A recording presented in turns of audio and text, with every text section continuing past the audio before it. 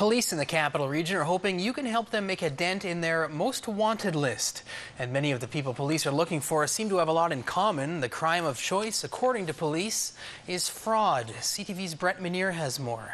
Probably needs one good reference, and he probably uses that reference over and over again. Manhas found his ad on Craigslist. Painter for hire, years of experience. He called one of his references. So I phoned her up, and it just happened to be a friend of mine. And apparently he did a good job for her. He showed up promptly, did what he was supposed to do, and it was a fair price. He started the job promptly. Within a couple of hours, he said he wasn't feeling good. He wanted to go get some material, and he'd be back the next day, and I never heard again from him. Just like that, Manhas was out a couple $100.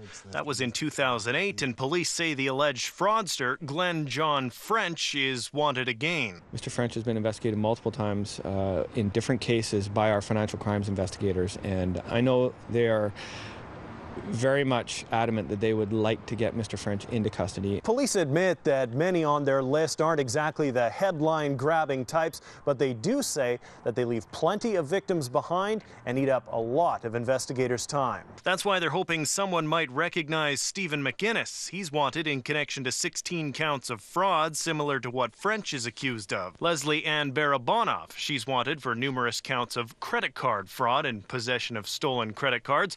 Police say none of the cases are related. Where the contract might be for $15,000, $20,000, $25,000, it seems that there's a lot more due diligence, and it's also paid out in disbursements. So there's more checks and balances. But it just seemed a small variety, homeowner type, hundreds, maybe a few $1,000 contracts. It just seemed to open the door for frauds of this nature. It was a small amount of money.